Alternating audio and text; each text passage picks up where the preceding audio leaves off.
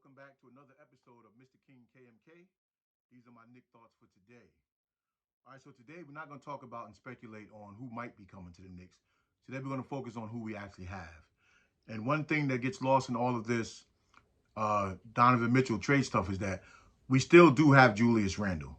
Now, contrary to popular demand, everybody wants Julius moved. But I'm just looking at right now, we do have him. We do know what he's capable of. And if we just look at last season, he was 20, 10, and 5. And that was considered a bad year for him. So imagine 20, 10, and 5 in a year where he didn't care. And for most people, that's an excellent season. I'm sure everybody would agree with that. But in our case, that was a pretty bad season for Julius, just in terms of his overall play. But so imagine what he can do in a year where he cares. And we know he was working hard this summer, to get his body back in shape and hopefully get his mind back in shape. We saw him in Vegas working out with some of the young guys, some of our big young guys, and they were, they looked up to him a little bit in that sense. So just imagine what coming back into a season, what Julius can bring if he sets his mind back to being who he is. Because like it or not, at his best, and we really only have one season to judge, and that was the 4-seed season, at his best, he was a beast. So if he can just get back similar to what he was. Now, we don't expect him to shoot at a 3-point clip the way he did in that season. That was a miracle season at that point.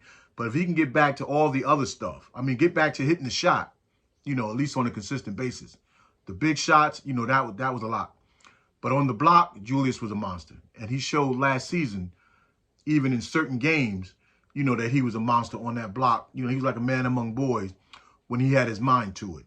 So if he comes back locked in to being that player he was 2 years ago, then look at what we have. Now, the help will be in our young guys that everybody want to see us play with. That's the help in terms of a better IQ.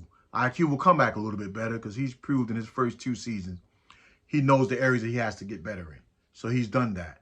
Of course, R.J. Barrett is key to coming back a little bit more consistent and a little bit more, I don't know, maybe the word precise in his way of approaching the game. He had some big games against Miami and in L.A. Last year that resulted in wins for us.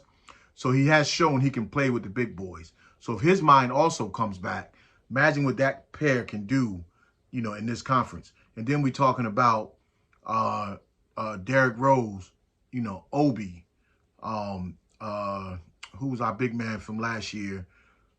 Damn, it didn't even come back to me. But those are the type of players that we know everybody's going to come back improving a little bit more. The most Derrick Rose can do for us is stay healthy, which we know has been a problem for him the last few years. But even a healthy Derrick Rose on the floor, look what the advantage that give us, at certain times of the game. But everything goes back to Julius. Regardless of what everybody else say, right now he's here. So let's just focus on who's here right now. And the healthy Julius Randle puts us kind of right back in the mark. Now, aside from Julius's play, what we also need from Julius is his leadership. And not just leading by example in terms of just working hard and showing the energy. We need vocal leadership now out of Julius because we lost that in Taj Gibson. And then in a little bit in ways, we lost it in Kemba Walker. But it was hard for Kemba because he wasn't playing. And as much as you can be in somebody's ear in the locker room, it's hard doing the game when you're not out there, in the trenches. So losing Taj hurts in that sense, but this is where Julius has to step up. Julius has to not only lead by example, but he has to, more importantly to me, he has to be a vocal leader, encouraging those young boys to keep up the pace during these dog days of the season because they're going to look for him. They're going to look to him for that. Regardless of what any of us say, we're not in that locker room. We're not in those practices with those players. So if Julius can come back and give us vocal leadership, give us an in-game heads up when he's doing his plays, let everybody know that when I'm doing this, this is what I expect y'all to be doing to counter, so he can, those 5 assists that he had last year, we're not even asking him for those assists to go up. We're not even asking you really to bring us more points. We ask you just to be productive when you're on the floor and show the players that you care, that you want to be there, and that you want to win. And winning doesn't necessarily mean you taking all the big shots. It's meaning showing that team that I'm a leader on this floor and y'all can follow me and we can go where we got to go. because I'm looking at the Eastern Conference. And yeah, teams gotten better, all right? But, you know, there's still some surprise teams when we look at 2 years ago, Atlanta going to the Eastern Conference Finals. We look at us getting to the 4th seed. These are things that people didn't perceive. We look at a couple of years ago when Toronto won the championship. These are things that are unforeseen. And the only people that believe it are the people in that locker room. So we look at the top Eastern Conference teams in Milwaukee, Philly, Boston, Brooklyn, Miami, Chicago. Those are considered the top. But even within that top, things can happen. You know, anything could happen. And then we look at the next tier teams of Toronto, Atlanta, and Charlotte, right? And then before we get down to the Indiana, Detroit, Orlando, Washington, those second tier, Orlando, Charlotte, and Toronto, we can play with those teams. And arguably enough, when we're on top of our game, you count the Chicago, even Boston, you know, some of them teams we also can play with. So it wouldn't far-fetch me to even be trying to think about a 6th seed. Yeah, you want to think about getting in the playoffs, the play-in game.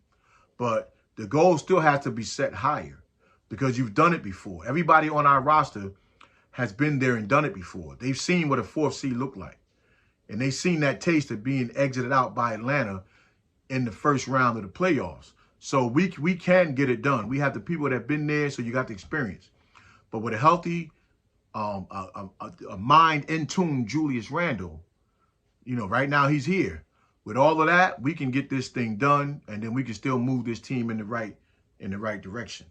You know, so we just wanted to sit down a little bit. I want to talk about, you know, where the Knicks can be if our whole team is really locked in. All right, so until next time, like, comment, subscribe. Tell a friend about my new show. I'm trying to grow this channel, and I hope to see you again tomorrow. Peace.